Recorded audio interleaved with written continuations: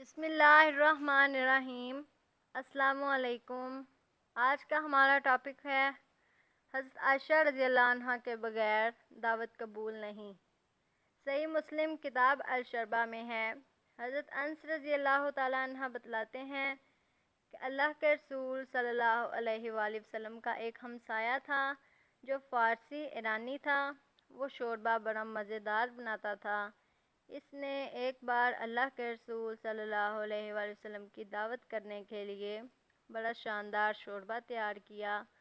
اب وہ اللہ کے رسول صلی اللہ علیہ وآلہ وسلم کو بلانے آ گیا۔ آپ صلی اللہ علیہ وآلہ وسلم نے پوچھا، یہ دعوت عائشہ کے لیے بھی ہے؟ فارسی نے کہا، جی نہیں۔ اس پر آپ صلی اللہ علیہ وآلہ وسلم نے اسے جواب دیا، تب تو میں بھی نہیں جاؤں گا۔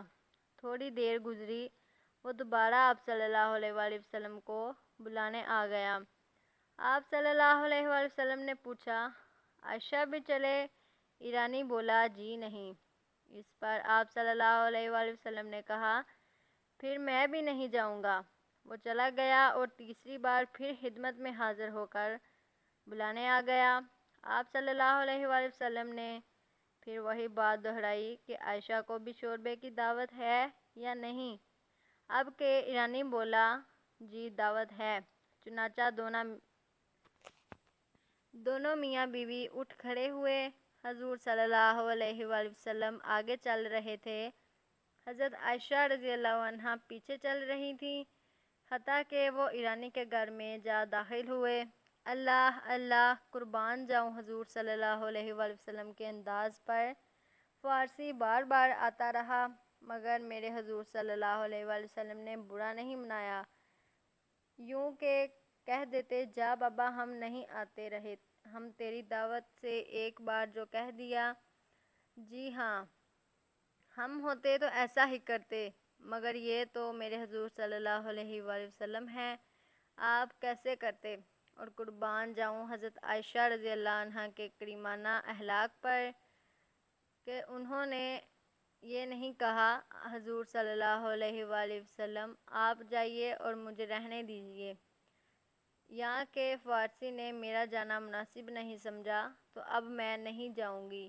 اور پھر میرے حضور صلی اللہ علیہ وآلہ وسلم نے فارسی کا بار بار آنا، ایک ہی بات کہنے کا بالکل برا نہیں منایا۔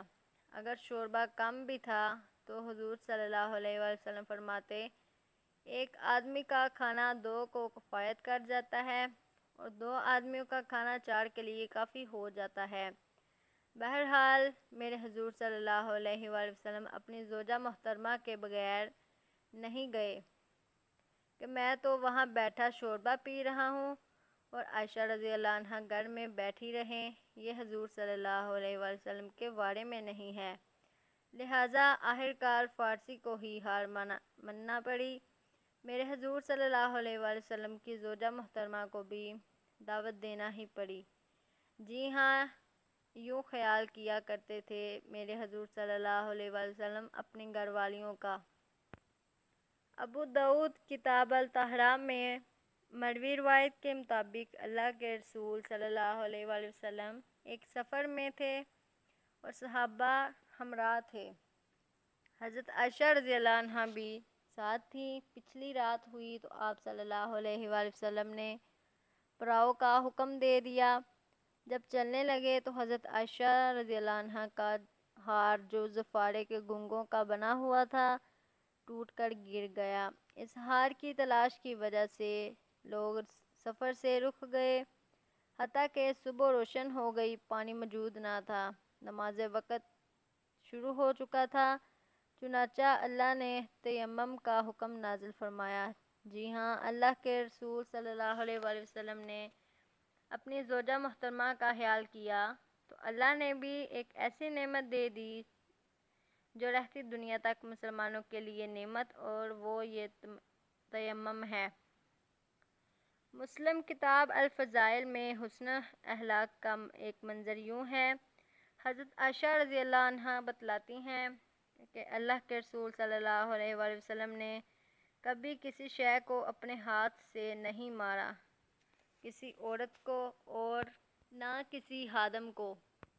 قارئین اکرام، یہ تھا میرے حضور صلی اللہ علیہ وآلہ وسلم کا طرز عمل، اور اسی کی تلقین آپ صلی اللہ علیہ وآلہ وسلم نے صحابہ کو فرمائی۔ مزید تلقین ملاحظہ ہوئی۔ ابو داؤد کتاب النکاح میں ہے، اللہ کے رسول صلی اللہ علیہ وآلہ وسلم نے فرمایا، لوگو، اللہ کی کمزور بندیوں کو مت مارا کرو۔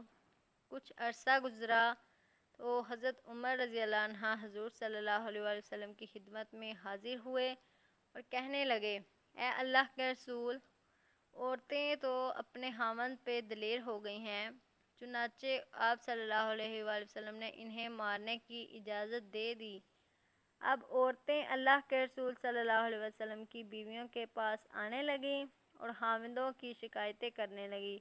اس پر اللہ کے رسول صلی اللہ علیہ وآلہ وسلم نے صحابہ سے کہا، اللہ کے بندو، میرے گھر والوں کے پاس کثیر تعداد میں عورتیں آئیں اور وہ اپنے شوہروں کی شکایت کر رہی تھی۔ تمہارے اندر ایسا طرز عمل اختیار کرنے والے لوگ کوئی اچھے نہیں لوگ ہیں۔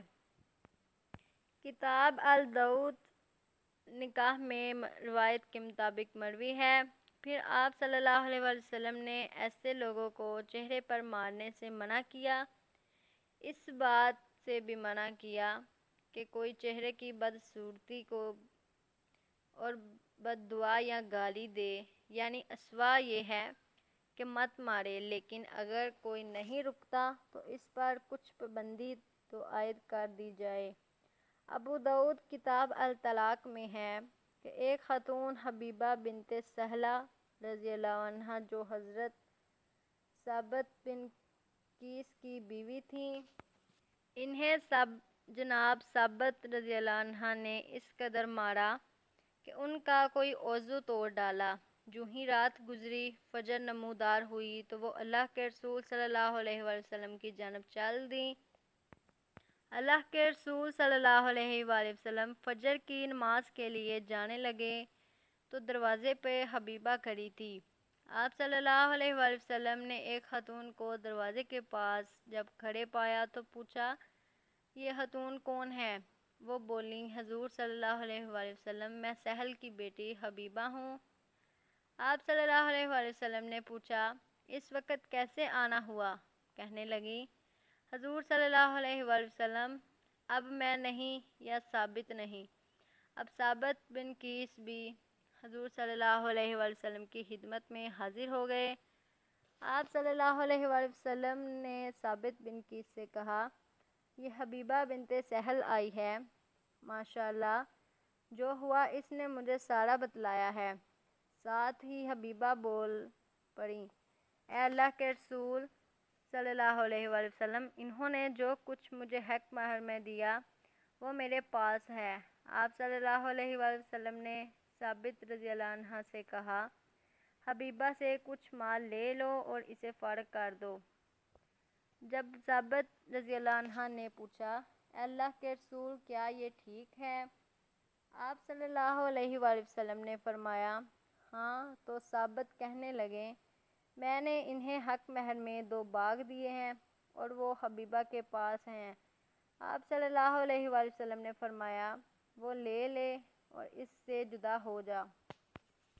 قارئین اکرام، حضرت حبیبہ رضی اللہ عنہا نے خلا لے لیا۔ آپ صلی اللہ علیہ وآلہ وسلم نے دلوایا، جب زیادتی اس قدر بڑھ جائے تو انجام ایسا ہی ہوتا ہے، اس لیے اللہ کے رسول صلی اللہ علیہ وآلہ وسلم نے معاشرے کو اس انجام سے بچانے کی پوری کوشش کی اور اپنا اخلاق اور طرز عمل صحابہ کے سامنے پیش کیا۔ الغرض جو حضور صلی اللہ علیہ وآلہ وسلم کی ذات کو اسوہ کا گھرانہ بنائے گا، وہ اسی کا گھر شاد و باد رہے گا۔ جی ہاں، میرے حضور صلی اللہ علیہ وآلہ وسلم تو انتہا درجے نرم تھے۔ ابو داؤد کتاب الادب میں ہے، آپ صلی اللہ علیہ وآلہ وسلم نے فرمایا، اللہ تبارک و تعالی نرم ہو ہے اور نرم ہوئی کو پسند فرماتا ہے، اور نرم ہوئی پر جو عطا فرماتا ہے وہ کٹھے پن اور کرخت پن پر نہیں دیتا۔ اللہ کے رسول صلی اللہ علیہ وآلہ وسلم اپنی پاک بیویوں پر کس طرح مہربان اور شفیق تھے۔ صحیح مسلم کتاب الفضائل میں ہے، حج کے دوران جب آپ صلی اللہ علیہ وآلہ وسلم کی ازواج مطہرات اونٹوں پر تھیں، ایک حبشی غلام جس کا نام انجشا تھا وہ اونٹوں کو ہانک رہا تھا۔ اونٹ تیز دوڑے تو اللہ کے رسول صلی اللہ علیہ وسلم نے انجشا کو مخاطب کر کے کہا، انجشا، اونٹوں پر آبگینے ہیں، آہستہ چلا۔